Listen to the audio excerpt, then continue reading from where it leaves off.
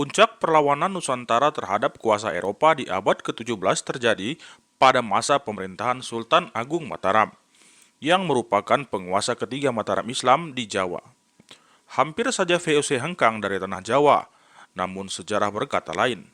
Kegagalan demi kegagalan dialami Sultan hingga akhirnya Sultan mengurungkan niatnya untuk menyerang benteng VOC di Batavia. Video ini akan kami buat seobjektif mungkin dengan merujuk ke sumber-sumber yang terpercaya. Mikul luhur mendem jero akan tetap diterapkan, namun kebenaran sejarah juga akan dipaparkan.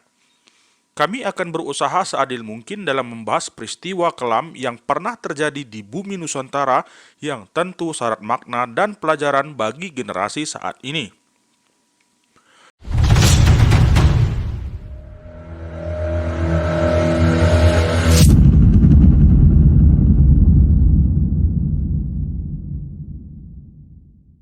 Assalamualaikum warahmatullahi wabarakatuh. Apa kabar abang kakak semua? Kali ini kita akan cerita tentang sejarah seorang raja yang pernah memerintah Kesultanan Mataram di pertengahan abad ke-17. Amangkurat I gelarnya. Raja yang terkenal kejam ini pernah membantai 5.000 hingga 6.000 ulama dan membunuh adiknya sendiri. Tak hanya di situ, raja ini juga membunuh para pejabat yang dicurigainya. Namun, apakah sejarah ini objektif? Untuk lebih jelasnya, mari kita mulai ceritanya.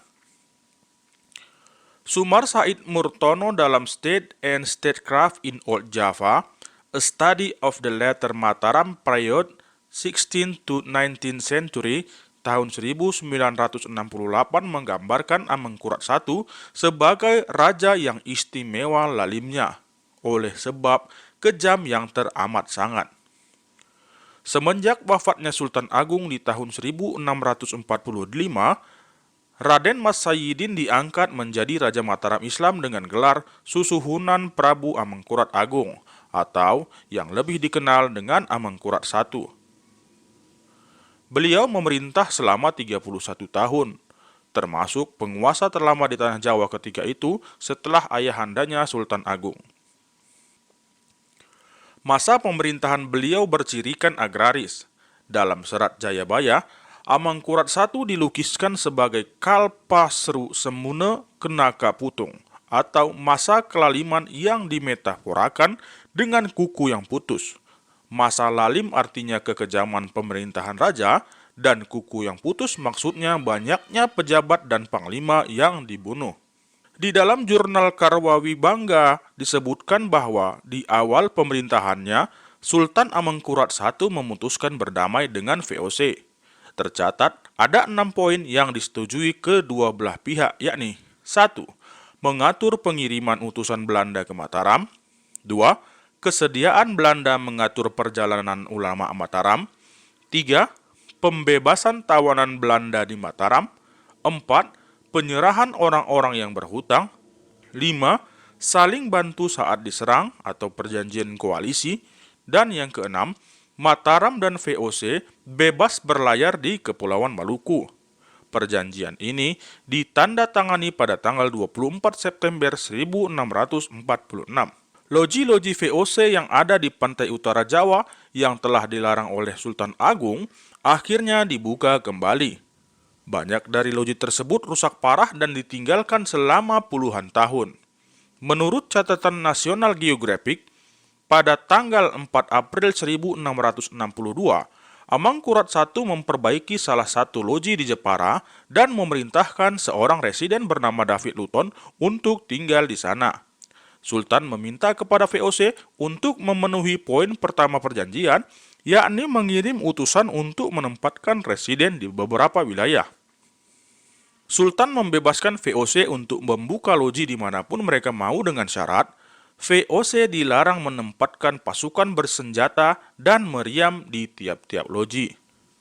1. Membunuh Tumenggung Wiraguna.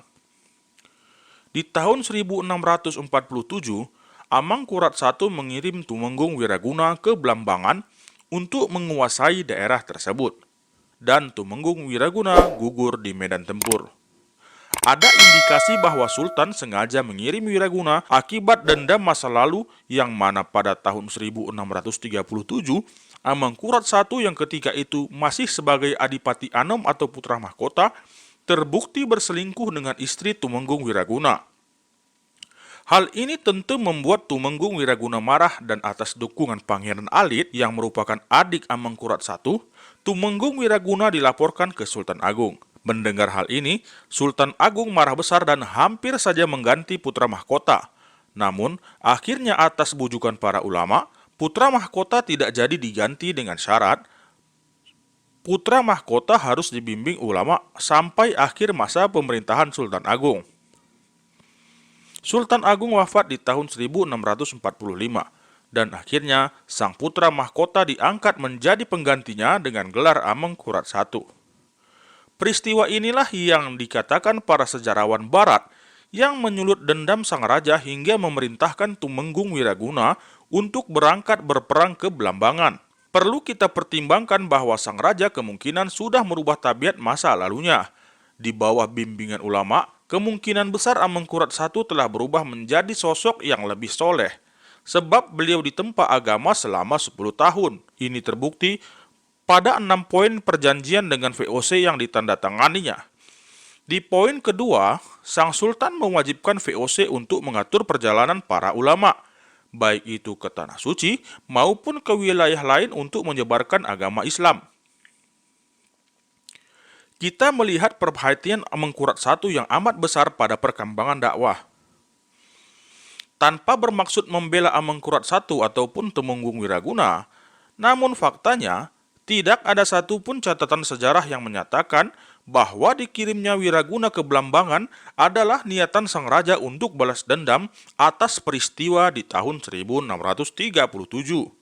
Adapun sumber catatan mengenai ini adalah salah satunya berasal dari Merle Calvin Redcliffe, PhD, seorang sejarawan asal Australia yang memiliki otoritas dalam sejarah Jawa dan Indonesia, terutama pada periode 1600-an hingga 1900-an.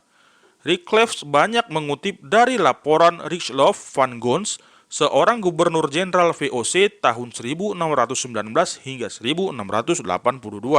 Berdasarkan catatannya sebagai gubernur jenderal, dari mana Richelieu van Gons tahu kalau sang raja berniat membunuh Wiraguna dengan mengirimnya ke Blambangan? Apakah dia mendengar langsung rencana itu dari Amangkurat I? Atau hanya praduganya belaka untuk menjatuhkan wibawa Kesultanan Mataram? Kalau memang sang raja berniat membunuh Wiraguna di Blambangan, tidak mungkin raja membekali Wiraguna dengan ribuan pasukan dan logistik serta persenjataan yang baik. Tentu raja akan setengah hati dalam ekspedisi tersebut. Sekali lagi, mikul dhuwur mendem jero harus kita terapkan. Berlaku adillah terhadap leluhur kita. Kalau mereka salah, katakan salah. Kalau tidak salah, katakan tidak. Dan kalau tidak ada bukti, hendaknya kita bersikap diam. Apalagi kalau sumber sejarahnya berasal dari sumber-sumber Belanda yang perlu kita teliti lebih lanjut. Apakah memang berasal dari peristiwa sejarah atau hanya dari praduga sang penulis saja untuk menjatuhkan wilayah jajahannya? 2. Berseteru dengan adiknya sendiri, yakni Pangeran Alit. Huru-hara antara Pangeran Alit dan Amangkurat I murni urusan pribadi.